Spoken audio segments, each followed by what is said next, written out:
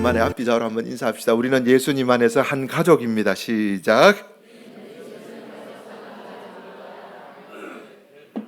아멘. 예수님 안에서 한 가족입니다. 이런 말 자주 하죠. 세상에 그늘 좋고 물 좋고 공기 좋고 정자 좋고 사람 좋고 이런 휴양지는 있다 없다? 예, 없어요. 여러분 여름에 여름에 한창 때는 저희 동네부터 이렇게 아침에 이렇게 줄 쭉 서서 수성대 가요. 수성대 가고 서울에 사는 사람들 저희 집에 볼일 보러 왔다가 건계정 보고 막 우와 아름답다 막 이러잖아요. 황지혜 권사님 건계정 가서 노시나요? 안 노시죠. 우리는 똥물 뭐 이거 하는데 예, 그렇잖아요. 우리 차 타고 전부 다 저 월성 가고 막 더 꼴짜기로 찾아가면 예전에 저 박성래 권사님 좋은 데 있다고 따라가자 해서 따라갔는데 뭐 이상한데 산속으로 막 들어가는데 아무도 없는 인적이 드문 계곡인 와 물이 얼마나 맑은지요. 예. 그런 데는 사람이 없어서 참 좋은데 요즘에 월성 가보세요. 예. 그 아빠 어디가 이렇게 나왔는데 주원 캠핑장 이런 데는 입소문 타니까 물 좋고 계곡 좋고 정자 좋고 다 좋은데 사람이 너무 많아서 싫잖아요. 저는 절대 휴가 때는 절대 안 올라갑니다. 북상 월성 쪽 쳐다보지도 않습니다. 가면은 차 막히고 힘들고 그래서 안 갑니다. 아예 안 갑니다. 그래서 물 좋고 막 그늘 좋고 이러면은 사람이 많아서 너무 안 좋고 막 이렇습니다. 마찬가지로 하늘 아래 완벽한 교회는 저는 없다고 생각합니다. 목사도 좋고 성도도 좋고 교회 입지 조건도 좋고 아이들도 많이 모이고 재정도 넉넉하고 성도들도 다투지 않고 매주 새가족도 등록하고 수평이동이 아니라 예수님 영접해서 막 회개의 눈물을 막 흘리고 소그룹도 막 풍성하게 모이고 지역 사람들한테 칭찬만 듣고 그런 교회는 세상에 있다 없다? 없어요. 없습니다. 없어요. 어르신들 이런 이야기 잘하죠. 열 손가락 깨물어 안 아픈 손가락 있을까요? 없을까요? 의수 이런 거는 깨물어도 안 아픕니다. 근데 한 깨물어 보세요. 아픕니다. 다 아픕니다. 이 교회는 이 문제로 고통받고 있고 저 교회는 저 문제로 고통받고 있고 그 교회는 그 문제로 고통받고 있고 다 그렇습니다. 세상에 문제 없는 아픔 없는 교회 없습니다. 가정들도 마찬가지죠. 밖에서 볼 때 와 저 가정은 걱정이 있겠나 열어보세요. 김진우 장로님 가정 전혀 걱정 없어 보이거든요. 멀리서 보면요. 황찬미 권사님 걱정 없죠. 그렇잖아요. 김진우 장로님한테 묻고 황 권사님한테 대답을 하고 그렇잖아요. 다 걱정이 있습니다. 어떤 청년부 담당 교육자한테 찾아가서 이제 목사님 저는 다음 주부터 이 교회 안 나올 겁니다. 왜요? 자기는 완벽한 교회를 찾아서 우리 교회를 떠날 겁니다. 그래서 오늘까지 오고 다음 주부터 교회 안 올 겁니다. 청년부 목사님이 웃으면서 우와 진짜 생각 잘했다고. 그래도 생각 잘했다 하면 되게 상처받을 건데 진짜 잘 생각했다고. 혹시 그런 교회 찾으면 나도 좀 이야기 좀 해주라고. 나도 목사 때리치우고 그 완벽한 교회 가서 등록해서 성도하고 싶다고. 그리고 손을 꼭 잡고 부탁했습니다. 청년 그 교회 찾으면 당신은 그 교회 등록하지 마라. 그 완벽해진 교회가 갑자기 불완벽해지는 교회가 될 수가 있기 때문에 니는 등록하지 마라. 이렇게 이야기했다고 합니다. 세상에 다시 말씀드립니다. 완벽한 교회 있다 없다? 없어요. 없어요. 절대 없습니다. 눈 닫고 찾아보세요. 이 교회는 이 문제가 있고 저 교회는 저 문제. 장점도 있어요. 문제 없는 교회는 없다는 겁니다. 세상에는 완벽한 교회는 없고 두 종류의 교회가 존재하는데 첫 번째 교회는요. 완벽할 수 없지만 완벽을 향해서 완벽이라는 표현이 좀 이상합니까? 주님이 기뻐하시는 교회의 모습을 딱 정하고 그 모습을 향하여 달려가는 교회가 있고요. 또 한 교회는 어떤 교회요? 우리는 완벽할 수 없으니까 막 그냥 그대로 막 있는 그대로 살자. 완벽을 향해 자기를 부인하고 주님이 기뻐하시는 교회의 목표를 향해 달려가기를 포기하고 그냥 현상 유지하고 하루하루 살아가는 교회. 세상에 이 두 종류의 교회가 있을 뿐이라는 거예요. 우리 주님께서 멋진 비유를 말씀하셨습니다. 달란트 비유, 5달란트, 2달란트, 1달란트 받은 사람들 청직이 등장하죠. 3명의 종에게 각각 다르게 이제 지급하고 출타하셨습니다. 돌아올 때까지 열심히 일해라 이러고 5달란트 받은 종은요 열심히 일해서 5달란트 남기고요, 2달란트 받은 종은 열심히 일해서 2달란트 남겼습니다. 여기서 주님 참 재밌는 이야기하죠. 세상의 원리로는 도저히 이해할 수 없는 말씀. 5달란트 받아서 5달란트 남긴 종, 2달란트 받아서 2달란트 남긴 종. 아무리 계산해봐도 2달란트하고 5달란트하고는 2배 반 차이가 나는데 똑같이 취급하면 안 되는데 우리 주님 똑같이 취급해 주십니다. 여러분 이거 아시나요? 저 이거 보고 이야 놀랐어요. 알고 있었던 건데 신기하게 다시 보이더라고요. 우리는 일꾼이 일 열심히 해가지고 너 일 잘하는 사람 진짜 네가 잘한다 이렇게 칭찬할 건데 주님은요 안 그렇더라고요. 5달란트 남겼거나 2달란트 남겼거나 남겼던 이 사람들 똑같이 칭찬합니다. 볼까요? 마태복음 25장 21절. 자, 한번 읽어봅시다. 시작. 그 주인이 이르되 잘하였도다. 착하고 충성된 종아, 내가 적은 일에 충성하였음에 내가 많은 것을 내게 맡기리니 내 주인의 즐거움에. 이게 5달란트 받은 사람의 칭찬 내용입니다. 자, 그 다음에 2달란트 남긴 사람의 칭찬 내용 23절 한번 띄워주시겠어요? 이것도 한번 읽어봅시다. 시작. 안 읽어도 됩니다. 안 읽어도 됩니다. 토시 하나 안 틀리고, 토시가 뭔지 아시죠? 조사 하나 안 틀리고 똑같아요. 완벽하게 똑같습니다. 이야, 이게 얼마나 위로가 되는지요. 우리 주님은요, 결과가 중요한 것이 아니라 청지기가 얼마나 착하고 충성되었는가, 강조하는 게 착하고 충성된 종아, 이거 칭찬하시잖아요. 주님 5개 남겨도 착하고 충성된 종아, 2개 남겨도 착하고 충성된 종아, 이렇게 말씀하시는 거예요. 저는 위로가 됩니다. 대도시에 수천 명, 수만 명 모이는 교회, 와, 너거는 수만 명 모이는 교회니까 진짜 탁월하고 큰 교회고 잘했다, 이렇게 주님 칭찬하실 수도 있는데, 또 시골에 너거는 작은 교회 2, 30명 모여가지고 뭐 하겠노, 이렇게 책망할 수도 있는데 주님은 절대 안 그래요. 어떻게 해요? 수만 명이 모인 교회나 수백 명이 모인 교회나 아니면 수십 명이 모인 교회나 주님 보실 때에 그 교회가, 그 성도가 이 땅 가운데 살면서 하나님이 우리에게 주신 그 시간이라는 달란트, 콧구멍에서 호흡이 떠날 그 시간까지 우리가 남아있는 그 시간 동안 하나님 앞에서 얼마나 착하고 충성되었느냐, 그거 보시고 주님이 잘했다 이렇게 칭찬하시는 거예요. 여러분, 크고 작은 거 전혀 중요하지 않아요. 일 많이 했나 적게 했나, 저는요 얼마나 여러분이, 제가 주님 앞에서 뭐 해야 된다고요? 착하고 충성된 사람이 되느냐, 주님 앞에서 그게 중요하다 생각합니다. 주 안에서 사랑하는 우리 마리교회 성도 여러분, 우리는 어떤 사람이 되어야 된다고요? 주님 보실 때 착하고 충성된, 그러면 됩니다. 100명 모여도 괜찮아요. 여러분, 어떤 사람들은 우리 교회도 도시의 교회처럼 사람이 많이 모이고 건물도 좋고, 안 그래도 됩니다. 있는 모습 그대로 주님 주신 대로 열심히 착하고 충성되게 살면 돼요. 반대로 1달란트 받은 종 어떻습니까? 마태복음 25장 25절. 두려워하여 나가서 당신의 달란트를 땅에 감추어 두었나이다. 당신 거 1달란트 여기 있습니다. 아무것도 하지 않고 땅에 묻어두었던 청지기, 주님 뭐라고 책망합니까? 26절. 그 주인이 대답하여 이르되, 뭐라고 책망합니까? 이 악하고 게으른 놈아, 이렇게 칭찬해요. 책망합니다.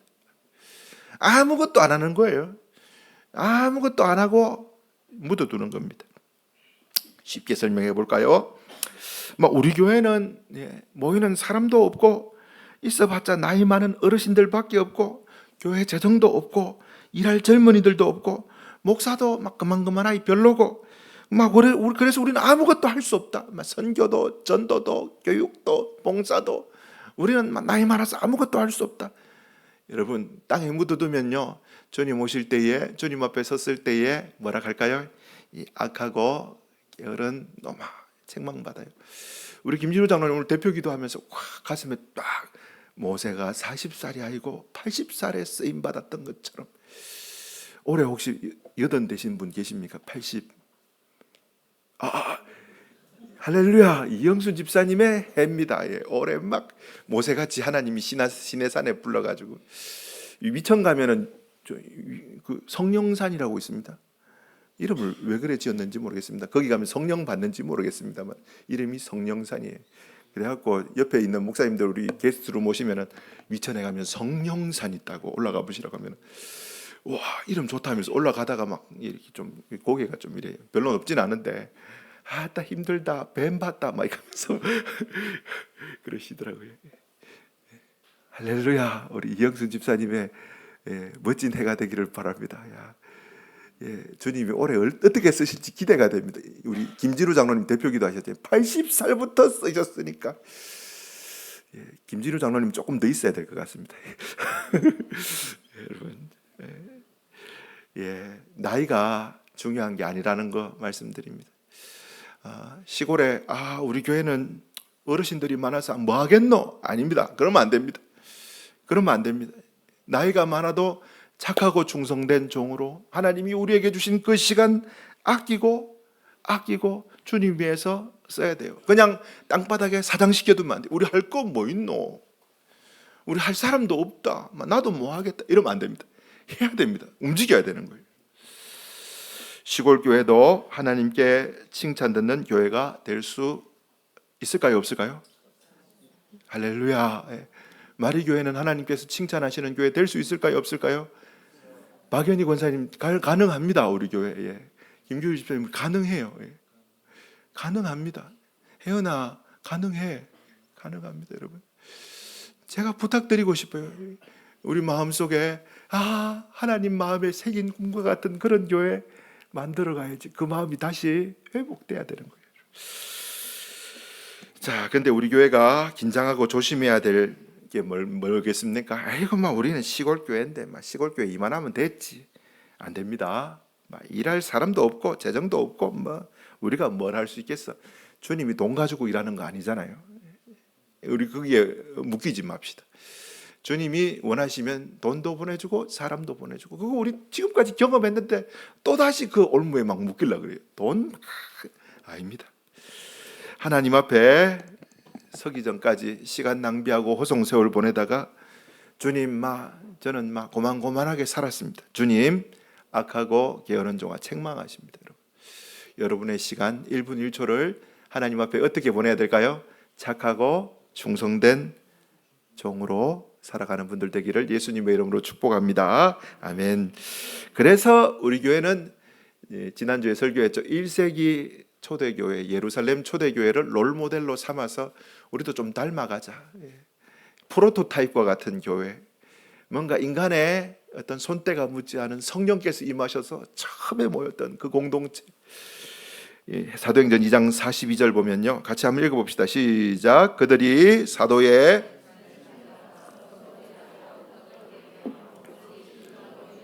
1세기 예루살렘 초대교회 세 가지 특징이 있죠. 힘썼는데 어떻게 해요? 사도들의 가르침 받는 거 힘썼고, 두 번째 어떻게 해요? 모여서 떡대는 거 힘썼고, 세 번째 뭐요? 서로를 위해서 기도하는 거 힘썼고. 지난주에 설교했는 거 다 기억하고 계시죠? 세 가지 뭐요? 사도들의 가르침 받기를 힘썼고, 두 번째 뭐요? 모여서 떡대는 거 힘썼고, 세 번째 뭐요? 서로를 위해서 기도해 주는 거 힘썼고. 그럼 우리 교회는 뭐 해야 될까요? 요 세 가지 하면 돼요. 그렇죠. 닮아가기 위해서 노력하면 되는 거예요.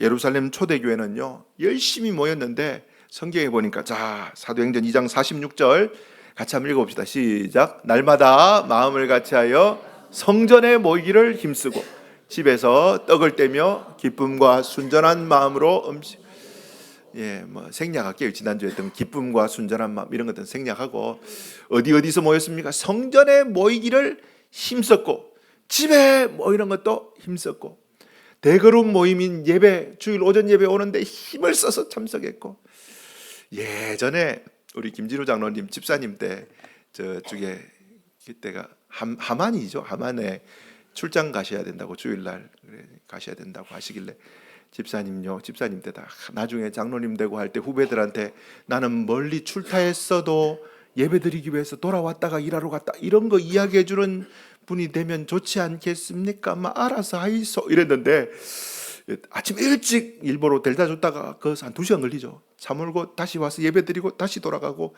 그렇게 했던 모습을 보여드렸던 우리 김진호 장님. 예배 드리는데 그게 힘쓰는 겁니다. 안 되면 안 되는 거지. 아니, 힘썼는 거예요. 그때 힘썼죠, 김 장로님. 오래전 이야기입니다. 호랑이 담배 피던 시절에 있었던 이야기입니다. 힘썼어요. 모이기를 힘쓰는 것. 그뿐만 아니라 모임에 주일 오전 예배에 힘쓰는 것뿐만 아니라 사랑방 모임 모이는데 힘썼어요. 집에서 떡을 떼며 사랑방 모임.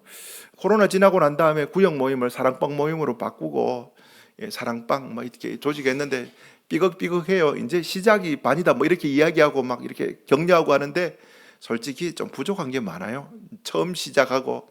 그런데 이제 가면 갈수록 좋아지겠죠. 근데 중요한 건 뭡니까? 사랑방 모임 하는데 우리는 힘 써야 된다. 안 써도 된다가 아니라 힘 써야 돼요. 이제 그 유명한 목사님이 하나 계십니다. 팀 켈러라고. 여러분 혹시 들어보셨어요? 티모시 켈러라는 유명한 목사님.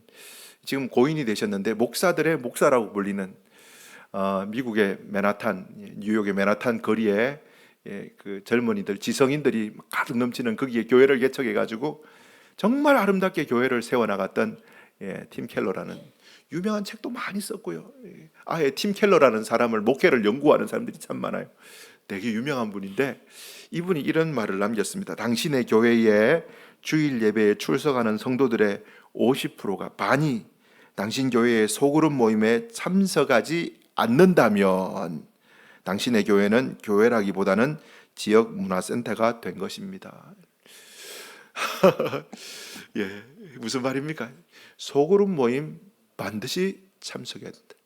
예, 롤 모델이 되는 우리가 주님이 기뻐하시는 교회라는 목표를 딱 정해놓고 그 교회를 향해서 같이 달려가야 되는데 안 달려가고만 나는 대충 사는 대로 살겠습니다 하고 땅바닥에 하나님이 주신 시간을 딱 묻어두고 하나님이 기뻐하시는 교회를 향해 달려가지 않고 착하고 충성된 종으로 시간을 진짜 아끼면서 주님이 기뻐하시는 대로 살려고 노력하지 않고 땅바닥에 묻어두면 주님 앞에 악하고 게으른 종아 야단 맞는 거예요. 초대교회 롤모델이 되었던 교회는 예배 모임에 힘을 다했고 소그룹 모임에 힘을 다했고 모여서 사도들의 가르침 받는 것을 힘써서 지키고 들었고 서로 떡을 떼고 만나는 것 힘썼고 서로를 위해서 기도해 주는 것 힘썼고 이게 우리의 방향이 되어야 된다는 것입니다. 우리가 검해야 될 건 뭐요? 우리는 시골 교회니까 아무것도 할 수 없어요. 나는 나이가 많아서 아무것도 할 수 없어요. 우리가 나이가 많은데 무슨 소그룹을 합니까? 아이고 우리 교회 애들 시골에 애들이 어디 있어요? 교육부서 됩니까? 우리가 선교할 수 있습니까? 이런 거. 아유 우리가 무슨 구제를 해요? 여러분 이런 생각들은 아예 생각도 하지 마십시오. 주님 힘주시는 그 순간까지 80세 모세도 하나님이 써주셨다. 올해 이영순 집사님을 하나님이 겁나게 쓰실 것이다. 이런 기대감으로 우리가 어떻게 해요? 나는 할 수 없다가 아니라 어떻게 해요? 내게 능력 주시는 자 안에서 내가 모든 것을 할 수 있다. 이거 고백하면서 사는 거예요, 여러분. 최선을 다해서. 그래서 저는요, 이제 목사인 저는 뭘 해야 될까 고민했습니다. 진짜 고민했는데, 사도들의 가르침. 저도 한 주 내내 사도들이 가르쳤던 것 열심히 공부하고 열심히 기도하고 우리 성도들에게 사도들이 가르쳤던 것을 나도 가르쳐야 되겠구나. 제 어떤 인생 철학, 신앙 색깔 이거 가르치는 게 아니고요. 사도들이 가르쳤던 것을 배웠던 곳이 교회고 그렇다면은 나도 사도들이 가르쳤던 것을 힘써 내가 배워서 우리 성도들에게 가르쳐야 되겠구나. 그래서 누구 설교할까요? 사도들이 가르쳤던 예수님 설교합니다. 사도들이 가르쳤던 건요, 예수님이 마태복음 28장 18절에서 20절 내가 너희에게 분부한 모든 것을 가르쳐 지켜 행하게 하라. 지상대위임령이라고 부르죠. 예수님이 사도들에게 분부했던 것을 어떻게 해요? 사도들이 너희들이 가서 만나는 제자들에게 가르쳐 지켜 행하게 하라. 예수님이 명령하신 것을 사도들이 초대교회에 계속 가르쳤어요. 예수님이 분부하신 것을. 근데 누구의 능력으로? 여러분 요한복음 14장 26절 보혜사 곧 아버지께서 내 이름으로 보내실 성령, 그가 너희에게 모든 것을 가르쳐 주시고. 뭘 가르친다고요? 내가 너희에게 말한 것을 생각나게 해서 가르쳐 주시는 거예요. 우리는 지적인 어떤 부분에 있어서 나이가 들면 막 까먹고 그럴 수도 있는데, 성령께서 역사하셔서 주님이 우리에게 가르치셨던 것을 기억나게 하시는 것을 사도들이 초대교회 성도들에게 가르쳤어요. 그래서 우리는요, 만나는 사람들에게 가르쳐야 되는데 누구를 가르친다고요? 교회는 가르쳐야 되는데 누구를 가르쳐야 되니까 예수님을 가르쳐야 되는데, 왜요?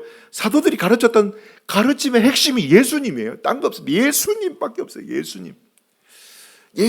교회에서 예수님을 가르치는 곳이 교회라는 거예요. 예수님. 근데 누구의 능력으로? 성령의 능력으로. 두 가지가 제일 중요합니다. 자, 그래서 사도 바울이 오늘 골로새 교회인들에게 읽지는 않았습니다만 골로새서 1장 28절인데요. 한번 띄워주시겠어요? 같이 한번 읽어봅시다. 시작. 우리가 각 사람을 가르치면 각 사람을 그리스도 안에서, 본문 그대로 띄워두세요. 우리가 바울하고 디모데하고 복음 전했던 그 사람들이 그를, 예수님을 전파하고 권하고 가르치고, 어떻게 여기 보면은 각 사람을 전파하고 권하고 가르치고. 왜 그렇게 합니까? 그리스도 안에서 완전한 자로 세우기 위해서 가르쳤대요.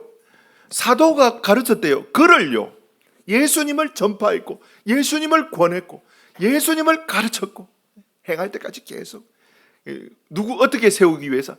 그리스도 안에서 완전한 자로 세우기 위해서. 여기서 말하는 완전한 자라는 것은요, 쉽게 설명하면요, 마태복음 28장에 나오는 가서 제자를 삼아 할 때 그 제자라는 거예요. 주님의 제자, 주님의 제자를 세우려 합니다. 똑같은 단어입니다. 예수님 가르쳐서, 내가 너희에게 분부한 것을 가르쳐서 제자 삼으라는 주의 말씀대로 사도는요, 골로새 교인들에게 예수님을 전파하고 예수님을 권하고 예수님을 가르쳐서 너희들을 제자 세우려 합니다. 그 다음에 29절, 근데 뭐라고 말하냐니까 29절도 읽어봅시다. 시작.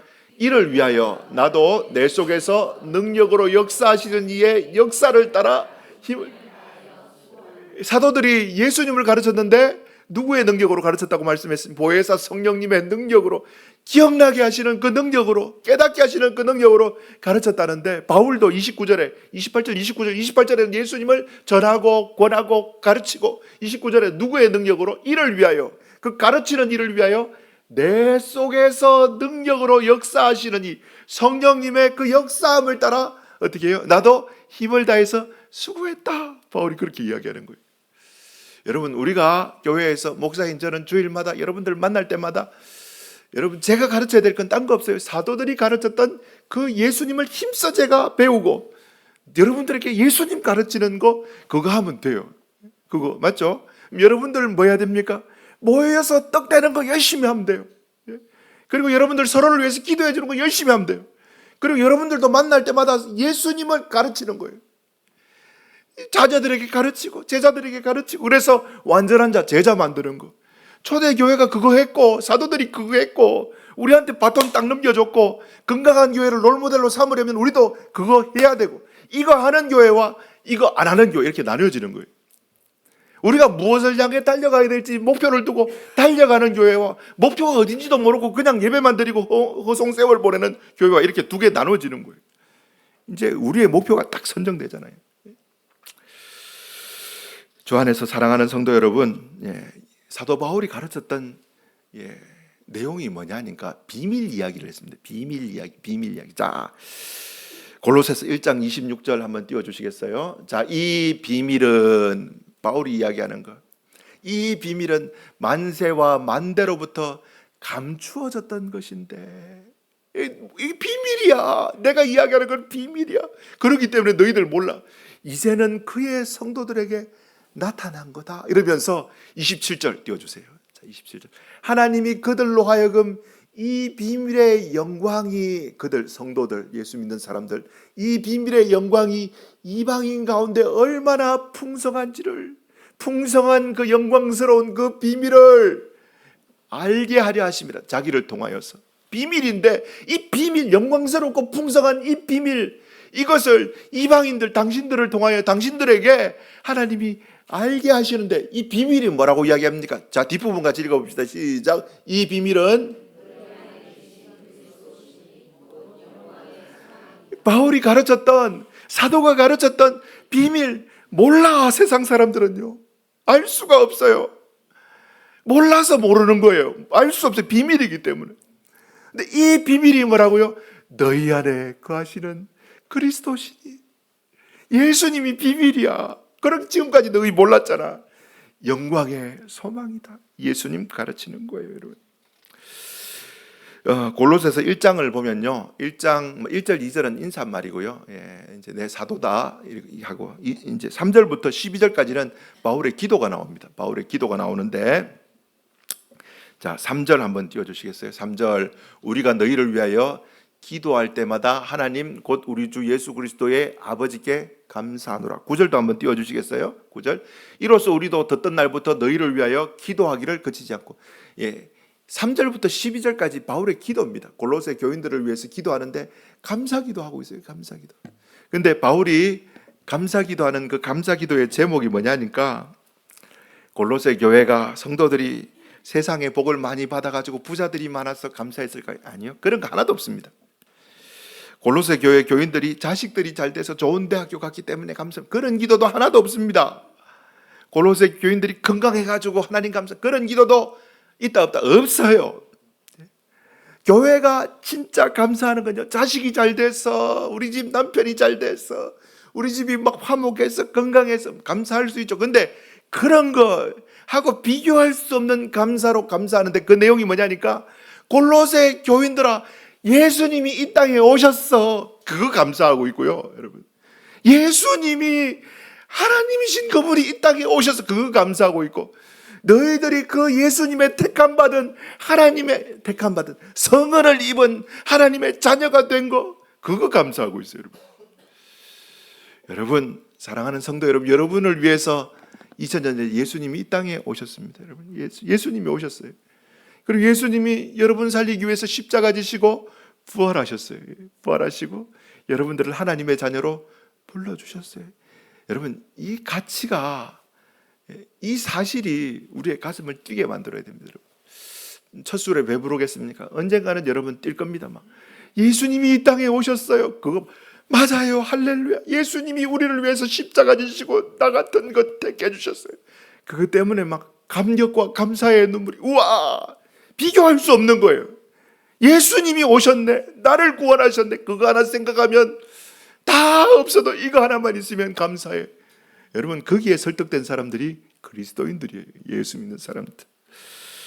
자, 그러니까 여러분, 사도 바울은요, 사도 바울 당대 최고의 석학 가말리엘 밑에서 공부했던 사람인데, 빌립보서 3장 7절에 그러나 무엇이든지 내게 유익하던 것을, 내가 공부했던 거, 학위 이런 것들 어떻게 해요? 내가 그리스도를 위하여 다 해로 여길 분들, 이거 별로 안 중요하다 이렇게 생각합니다. 8절. 자, 8절 같이 한번 읽어볼까요? 시작. 또한 가장 고상하기 때문에 내가 그를 위하여 모든 것을 잃어버리고 배설물로 여기면. 자, 여기까지 읽읍시다. 내 주 예수 그리스도를 아는 지식이 가장 고상하기 때문이다. 바울이 예수님 만나고 난 다음에 예수님이 어떤 분인지 아니까 눈이 헷가닥한 거예요. 그냥 좋아. 목표가 바뀌는 거예요. 예수님 전문에 지금까지 내가 붙잡고 달려갔던 표대라고 생각했던 잘 먹고 잘 살고 부자 되고 성공하고 이런 걸 다 어떻게 해로 여기고, 그 다음에 제일 밑에 나오죠. 오늘 초등부 설교하는데 얘들의 특징 자체가, 초등부 우리 애들이 좀 이렇게 원래 초등학생 그렇습니다. 똥 이야기 좋아하고 방구 이야기 좋아하고, 오늘도 또 방구 이야기 막 애들 하고, 애들이구나 이런 생각이 들어요. 원래 그렇잖아요. 애들 키워보면 알잖아요. 똥 이야기 좋아하고 방구 이야기 애들 진짜 좋아하거든요. 똥이 하면 애들 아 이렇게 하잖아요. 근데 어른들은 뭐 좋아하는지 압니까? 애들은 똥 이야기 좋아하고 더러운 거, 어른들은 무슨 이야기? 죄 짓는 이야기 좋아합니다. 여러분 진짜 신기합니다. 3, 4, 5 모이면요, 죄 짓는 이야기, 안 좋은 이야기 많이 합니다. 이게 참 이상해요. 그게 하여튼 넘어갑시다. 바울이 뭐라고 말합니까? 똥! 이렇게 합니다. 지민이 좋아하네요. 똥. 여러분, 예전에 내가 성공 생각했던 거 지금 똥! 왜요? 예수님이 너무 고상하기 때문에, 너무 예수님을 아는 지식이 내게 어떤 거하고 비교할 수 없기 때문에 이거 비교 불가. 서울대 박사학위 비교 불가. 예수님이 더 위대하셔. 예수님 진짜 아닌가? 사도들이 예수님을 가르친 거예요. 계속 그 예수님을. 찬송가 있죠. 나의 모든 보배는 저 천국에 쌓였네. 나의 평생 자랑은 뭐요? 주의 십자가. 음을 다르게 잡아서 주의 십자가로다. 여러분, 이게 아멘 되는 사람들 복 받은 사람입니다. 아멘. 여러분 좀 넘어갈게요. 자, 골로새서 1장 15절 오늘 핵심적인 내용이죠. 자, 넘어갑시다. 좀 띄워주시겠어요? 골로새서 1장 15절 쭉. 자, 같이 읽어봅시다. 시작. 그는 보이지 않는 하나님의 형상이요 모든 피조물. 자, 여러분 이제 1장 1절부터 2절까지는 인사하고 3절부터 12절까지는 내가 너희 위해서 감사기도 한다 그거고요. 13절 14절 뛰어넘고 15절에 예수님이 어떤 분인지 딱 제일 먼저 이야기하는 게 예수님을 사도가 예수님을 가르치는 거예요. 내가 너희에게 분부한 그 예수님을 가르칩니다. 예수님은 보이지 아니하는 하나님의 형상이시오. 여러분, 보이지 아니하는 하나님은 보일까요? 안 보일까요? 하나님 봤다는 사람 없습니다. 디모데전서 6장 16절 오직 그에게만 죽지 아니함이 있고 가까이 가지 못할 빛에 거하시고 그 어떤 사람도 보지 못하였고 또 볼 수 없는 이시니. 보지 못하고 볼 수 없는 하나님이신데, 예수님이신데, 하나님이신데 볼 수 없어요. 보이지 않는 분이고 볼 수도 없는 분이고. 근데 그 볼 수 없는 분을요, 누가? 예수님이 이 땅 가운데 오셔서 그 하나님을 나타내셨어요. 자, 요한복음 1장 18절 같이 한번 읽어볼까요? 시작. 본래 하나님을 본 사람이 없으되 아버지 품속에 있는 독생하신 하나님이 나타내셨느니라. 드러내어 보이셨느니라. 나타내시니라. 나타내다, 이걸 이제 한자로 쓰면요, 계시입니다. 열어서 보여주었다. 계시. 그래서 예수님을요, 계시의 정점이다. 구약, 신약, 구약, 신약, 그 핵심 중에 핵심, 하나님이 보여주시려고 하셨던 그 계시의 정점이 누구냐 하니까 바로 예수님. 독생하신 하나님이 자신을 통하여서 누구를, 보이지 않는 하나님을 드러내어서 나타내셨도다. 2000년 전 유대 땅 베들레헴에 갓난 아기의 모습으로 인간의 몸을 입고 오신 그 예수님 한번 생각해 보세요. 무소부재하시고 전지전능하시고 어디든지 계시고 모든 것을 창조하시는 전지전능하신 그 하나님께서, 예수님께서, 영이신 하나님께서 어떻게 해요? 이 영원한 세상에 계시고 무한한 세상에 계셨던 그분이 유한하고 어떻게 보면은 제한적인 인간의 몸을 입고 인간들을 찾아오셨습니다. 인간의 몸을. 잘 한번 생각해 보세요. 영원한 곳에서 전지전능하신 분이 이 육신이라는 제한된, 그것도 갓난아기 모습으로 이 땅에 찾아오셨어요. 빌립보서 2장 6절 그는 근본 하나님의 본체였다. 그러나 하나님과 동등됨을 취할 것으로 여기지 아니하고 7절 자기를 비워서 종의 형체를 가지고 사람들과 같이 되셨고 8절 사람의 모양으로 나타나셨고, 사람의 모양으로.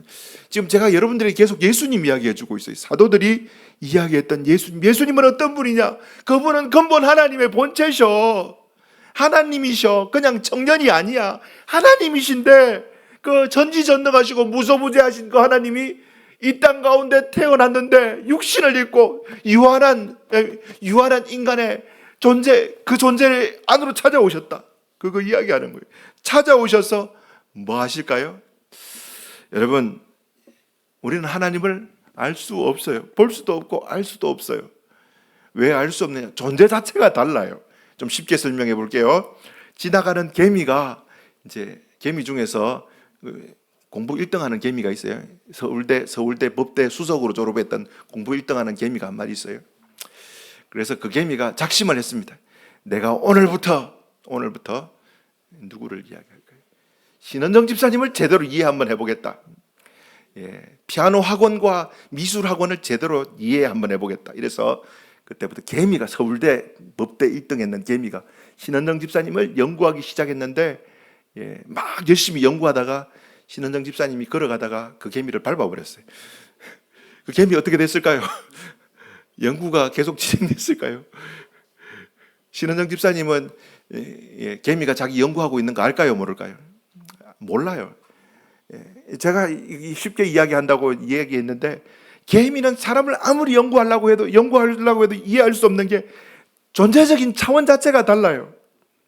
여러분 가만히 한번 생각해 보세요. 우주 만물을 창조하시고 우리의 몸, 혈관 하나하나, 세포 하나하나, DNA까지 하나님의 완벽한 지혜로 창조하신 전지하시고 전능하신 그 창조주 하나님이 계시는데 우리는 우주도 이해하지 못하고 인간의 신체 비밀도 전혀 이해하지 못하는 우리가 그 하나님을 감론을 박 그분이 있다 없다 말하는 게 말이 되는 소리인가요? 안 되는 소리? 안 돼요. 몰라요. 알 수가 없어요.